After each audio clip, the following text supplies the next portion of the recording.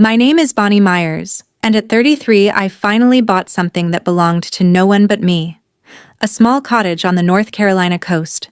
2 bedrooms, a leaky gutter, and more quiet than I'd had in 9 years. My first night there, the phone rang, and it was my mother. She didn't say hello. She said, "We're moving in tomorrow. Your dad said it's fine." I stood in my own kitchen and held my breath. Then she added the part she always adds. "If you don't like it, you can find somewhere else."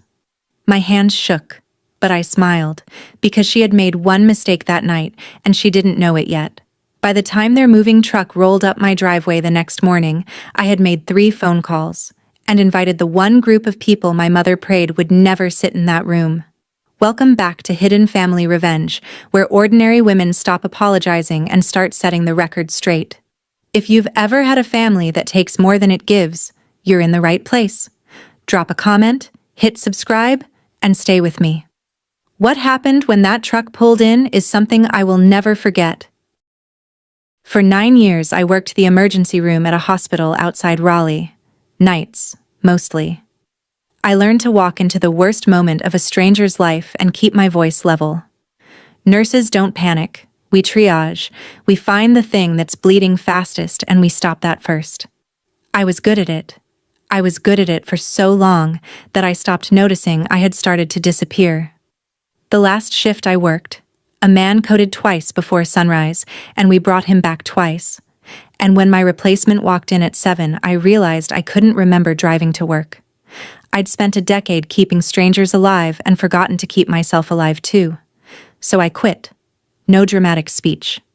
I filled out the form, returned my badge, and drove away in the gray morning light. People asked if I was scared. I wasn't. I had a plan, and a number in my savings account that I'd built one 12-hour shift at a time. I sold my condo in the city, the one with the gym I never used and the view of a parking garage.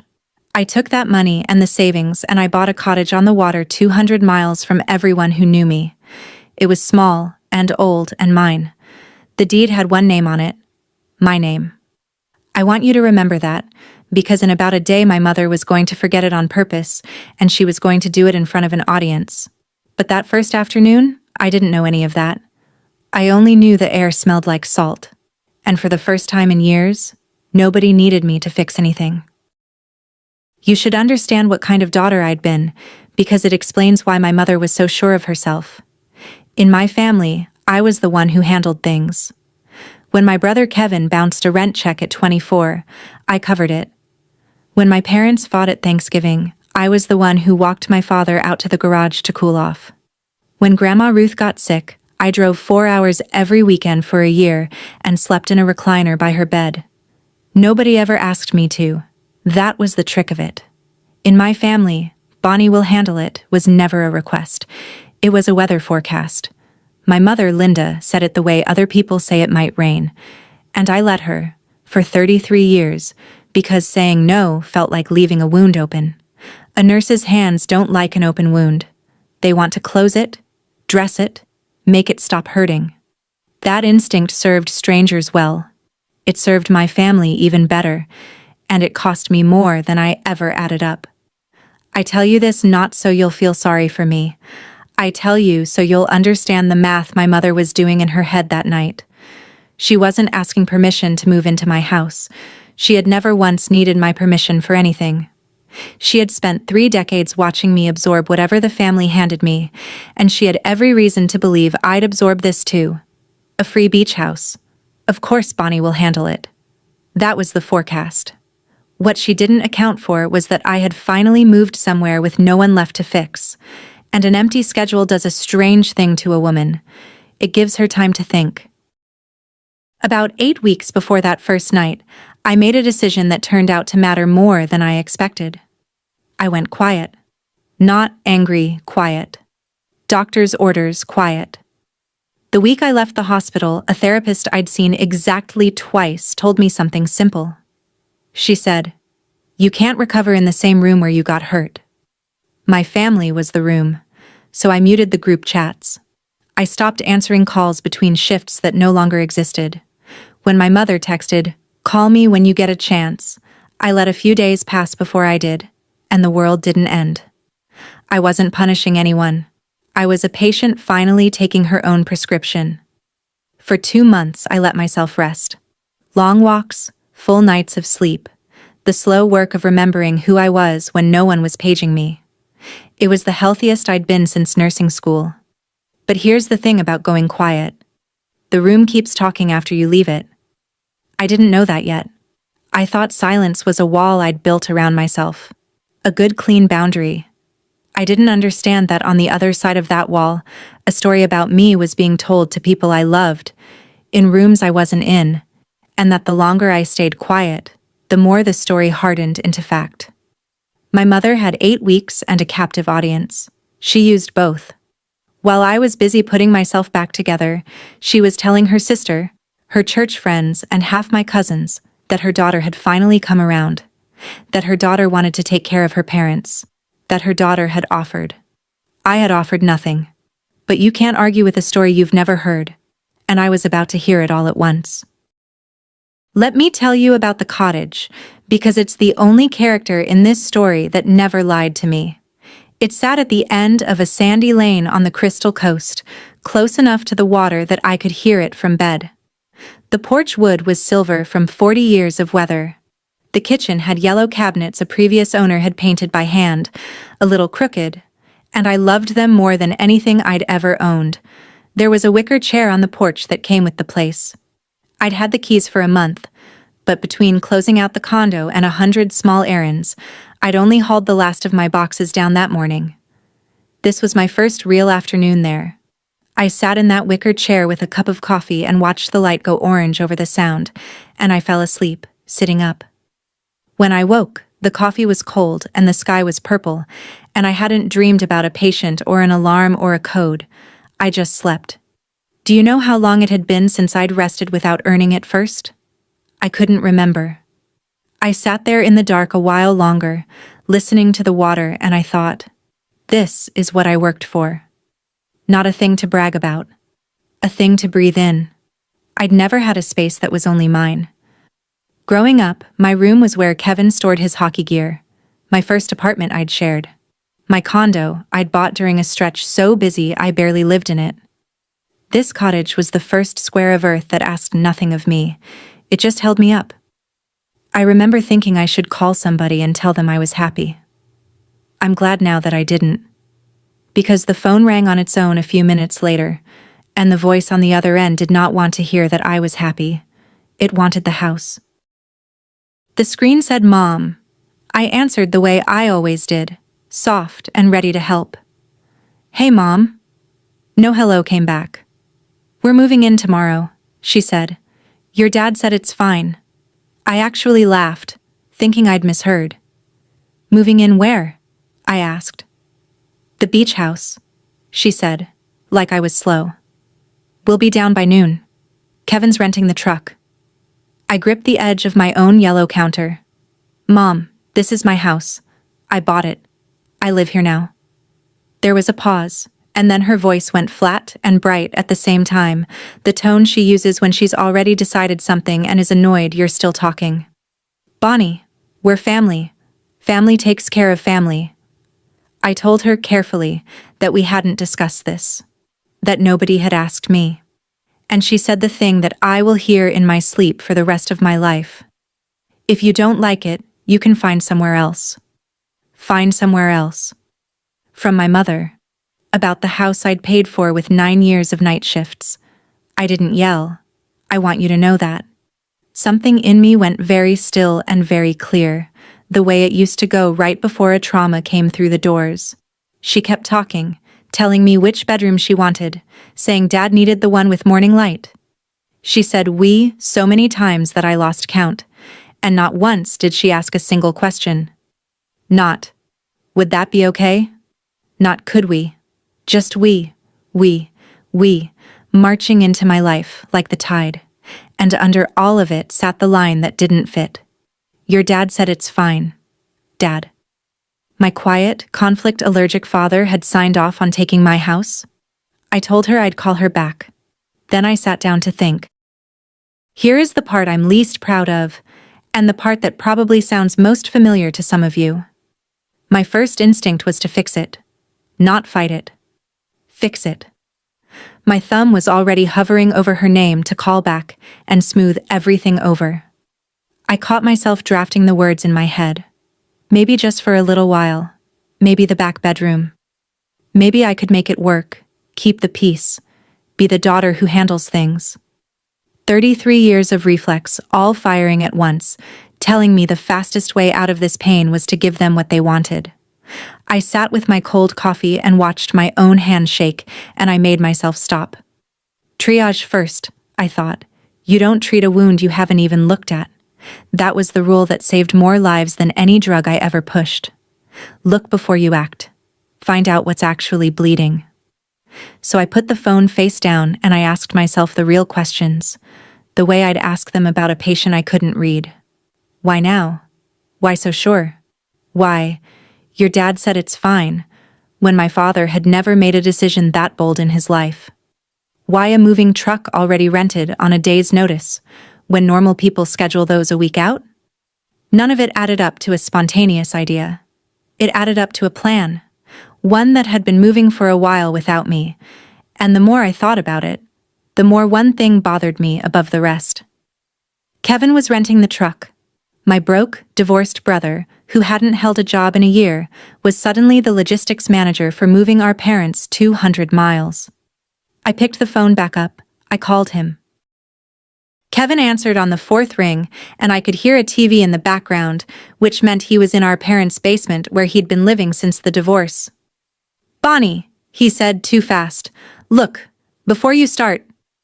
"I'm not starting anything," I said. "I just have a question. Mom says you're renting a truck." A pause. "Yeah. For the move." "What move, Kevin?"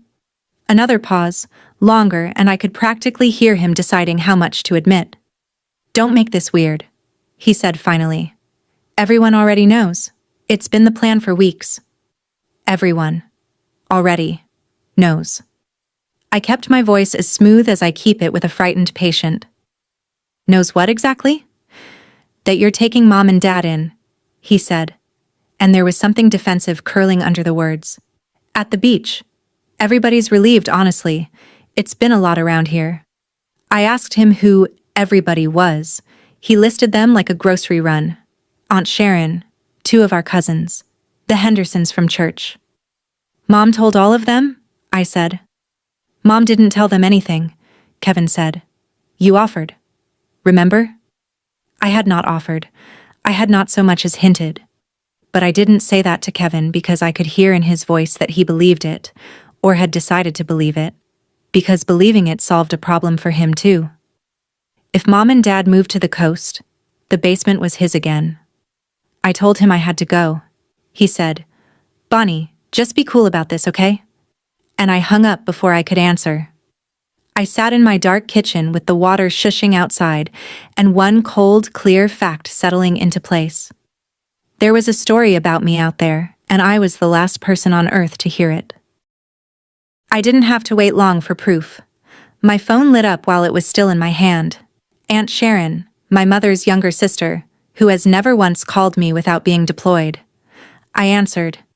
"There she is," Sharon sang. "We are all just so proud of you, honey." I asked what she was proud of, keeping my tone light. "Stepping up like this," she said warmly. "Taking your folks in. Lord knows it's a lot to ask, but family takes care of family, and you've always had the biggest heart. Family takes care of family." There it was again. The same words my mother used, passed down the line like a casserole dish. I asked Sharon gently when exactly I'd offered to take my parents in. She laughed like I'd made a joke. "Oh, your mother told us months ago, said you two had it all worked out, said you wanted them close so you could look after them." Months ago. I'd closed on this house 4 weeks back and moved in only that afternoon. The closing papers were still in a folder on my counter. I asked Sharon one more question, the way I'd ask a patient to clarify a symptom without alarming them. "Did Mom say I offered or that she asked me?" There was a small silence on the line, the first crack. "Well," Sharon said slowly, "she said you offered. That's what she said." I told her I appreciated her calling. I told her I loved her. Both were true. Then I sat very still and understood what I was dealing with. This was not a misunderstanding. A misunderstanding is two people remembering a conversation differently. This was a campaign. My mother had taken a thing that never happened and walked it door to door until it became a fact in everyone's mouth but mine, and I had a day to take it apart. The strange thing was, I wasn't surprised. The longer I sat with it, the more I recognized the shape of it. My mother had been running this exact play my whole life, just never with stakes this high. She never asked. She announced, and then she let the crowd do the pushing for her. When she wanted my college graduation party at her house instead of a restaurant, she didn't ask me. She told the relatives the party was at her place, mailed the cards, and by the time I heard about it, saying no would have meant disappointing 40 people who'd already bought gifts. When she wanted me to co-sign Kevin's car loan, she didn't ask. She told Kevin it was handled, told him to pick out the car, and presented me the paperwork with my brother sitting hopeful beside her. To say no, then, was to crush him in person. She built rooms full of expectation and then stood me at the door of each one and dared me to walk out and look like the villain. It worked every time, because I cared more about not hurting people than about not being used. That was my whole life in one sentence, and I'd never seen it laid out so plainly until I was sitting alone in a cottage 200 miles away, finally outside the crowd. And that's when the plan started to form, though I didn't have all the pieces yet. If my mother's only real weapon was the crowd, the shame of saying no in front of everyone, then the crowd was also the one place she could lose. She had built her story in front of an audience. I would take it apart in front of the same audience. But first, I needed to know how far it had gone, so I called my father. My father picked up on the second ring and said my name like a man who'd been dreading the call all day. Bonnie. Just that. Dad? I said. Mom says you told her it's fine, moving into my house. I heard him breathe. My father is not a cruel man. He is a tired one. A man who spent 40 years letting my mother make the loud decision so he wouldn't have to. Your mother has a plan, he said quietly. Dad, that's not an answer. We're in a tight spot, honey, he said, and his voice cracked on the word tight. Things didn't go the way I thought they would. I asked him what things. And slowly, in the careful, ashamed way men of his generation talk about money, it came out in pieces. The business he'd put his retirement into hadn't worked. There'd been a partner, and a loan, and then there hadn't been a business at all. How bad, Dad? I asked. He didn't answer that directly. What he said was worse. Your mother handles the house stuff, he said. I don't ask. I just sign where she points. And there it was. The whole truth of my father in one line. He didn't say it's fine because he'd thought about my house. He said it's fine because he'd stopped looking at where he signed years ago. I felt the anger rise and I let it pass through me like I let everything pass through me on a hard shift. Not gone, just managed. Dad, I said. Did Mom tell you I offered the house? Long pause. She said you two worked it out. We didn't, I said. He went quiet. Then, almost too soft to hear, he said, Oh. Just oh. As if a small light had come on in a room he'd kept dark on purpose. We hung up, and I went to find the folder. Before I tell you what was in that folder, I have to be honest about the moment that came first, because it's the moment a lot of you will know in your own bodies. After I hung up with my dad, the fixer in me came roaring back. They're broke, I thought. Dad's ashamed. They've got nowhere to go. You have a whole second bedroom. What kind of daughter lets her elderly parents twist in the wind over pride? I sat there, and I genuinely talked myself most of the way toward yes. I opened a text to my mother. I typed, Okay. We need to talk about the rules, but okay. My thumb hovered over send. And I want you to understand. That text wasn't kindness. I've spent enough years around real kindness to know the difference. That text was the old wound trying to close itself the fast way, the way that scars wrong and aches every winter for the rest of your life. Saying yes wouldn't have saved my parents. It would have rewarded a lie, taught my mother the campaign worked, and handed Kevin a beach house to circle. It would have meant that the first thing I ever owned alone became, within 24 hours, one more thing the family used. The water shushed outside. I made myself read the text I'd typed one more time. Then I deleted it, word by word, until the box was empty. My hand had almost stopped shaking. And right then, before I could feel proud of myself, the phone buzzed in my palm with a notification I hadn't seen in 2 months. A group chat lighting up. The name at the top read, in cheerful little letters, Myers Family. 41 unread messages. I had muted it back when I went quiet. I unmuted it, and I started to read. But before I scrolled, I did the thing 9 years of nursing had drilled into me. I gathered my chart. You don't walk into a hard conversation with a family without your facts in order, and I wasn't about to walk into mine. I went to the kitchen drawer where I'd put the closing folder 4 weeks earlier, the day I got the keys. It was a plain manila folder, already a little soft at the corners. I opened it on the yellow counter under the one good light. The deed was on top. I'd read it before, of course, at the closing, while a kind real estate attorney named Ms. Albright walked me through every page. But I read it again now, slowly, the way you read a lab result that's going to decide what you do next. Grantee. One name, Bonnie Marie Myers. Not and, not or. Not my mother, not my father, not Kevin, not the Myers family. One name, mine, recorded with the county. I sat with that single line for a while and something settled in me that no amount of guilt could move. The cottage wasn't a feeling. It wasn't a favor I owed or a kindness I could be shamed out of. It was a legal fact with my name on it, recorded in a courthouse, and no story told at a church potluck could change a word of it. I remembered Ms. Albright's card, paper-clipped inside the folder. I set it aside where I could find it. Then I propped the deed against the backsplash so I could see it, took a breath, and picked the phone back up. The Myers family chat was still glowing. 41 messages. I scrolled to the top, to where it all started, and began to read what my family had been saying about me while I had the world on mute. The first message that mattered was from my mother, dated 3 weeks back. Big news, everyone, it read. Bonnie has finally agreed to do right by us. We'll be moving down to her place by the water this fall. Below it, a string of hearts and praise hands from aunts and cousins. So happy for you all. What a blessing. Bonnie always was the responsible one. I scrolled down, my coffee long forgotten. My mother had posted again a week later, a photo of my cottage. My cottage, the silver porch, the crooked yellow cabinets visible through the window. With the caption, our new place by the water. Can't wait. Our new place.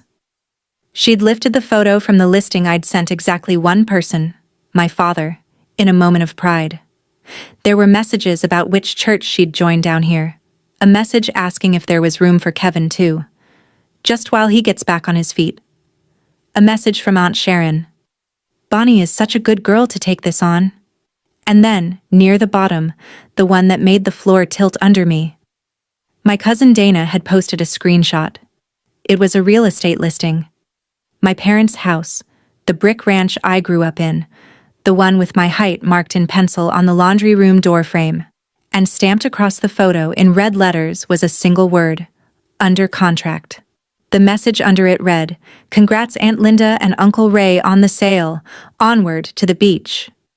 I read it 3 times. They hadn't just decided to move in with me, they had sold their house, signed a contract, set a closing date. They had cut the rope behind them and were standing at the edge of a cliff that was my front door, betting everything they owned that I would never let them fall. My mother hadn't asked me for a home. She had told the whole family I'd already given them one, sold the only one they had, and left me exactly one acceptable answer. Yes. I put the phone down. My hands were perfectly still now. I sat with it for a long time, and I let myself feel the whole shape of it before I decided anything. This was not a panicked old couple with nowhere to go. That's the story I'd nearly rescued an hour earlier. The story that almost got my parents a key to my front door. This was something colder and more deliberate. My mother had looked at my healing, my hard-won quiet, the one thing I'd ever built for myself, and she had seen real estate. She'd seen an opportunity to solve her problem with my future, and she'd seen it so clearly that she'd sold her own house on the strength of a yes I never gave. She didn't ask me to share my home. She told everyone I'd already given it away, and then she made it true the only way she could, by making the alternative unthinkable. If I said no now, I wasn't refusing a request. In the story she'd built, I was throwing my homeless parents onto the street out of selfishness. That's what the crowd had been told. That's the headline 41 Messages had agreed on. And for one more minute, the old fear had its hand on my throat. Then it let go, and it didn't come back. Because I finally understood the rules of the game I'd been losing my whole life. My mother's only weapon was the audience. The shame only worked because the audience believed her version and never heard mine. She'd spent 3 weeks loading that weapon. But a weapon like that has a flaw. It points both ways. Every single person she'd told a lie to was a person who could hear the truth. She had gathered my jury for me. All I had to do was call them to the same room, at the same hour, and stop being quiet. I knew exactly when that hour would be. Noon. Tomorrow. When the truck arrived. I want to pause here, because I know some of you are sitting with that exact knot in your stomach right now. The one that says, if you say no, you become the bad guy. I felt it in a house I'd paid for with 9 years of my own work. If anyone has ever told you that your boundary was an insult, stay with me through what comes next. Hit subscribe, and let's keep going, because this is where it turned. Something changed in me after I put that phone down. For 33 years, I'd asked myself a question every time my family pulled at me. Am I being selfish? It's a good question for a child. It's a trap for an adult. That night, sitting under my crooked yellow cabinets, I stopped asking it. I asked a different one instead. One I'd never once let myself ask out loud. What do I want tomorrow to look like? And the answer came so fast and so calm that I almost laughed. I wanted the truth in the room. All of it. Before I built the plan, I made sure the ground under it was solid, because a nurse doesn't hang a treatment on a guess. I thought back to the closing, to Ms. Albright explaining things I'd half listened to because they seemed like distant problems. She'd said the deed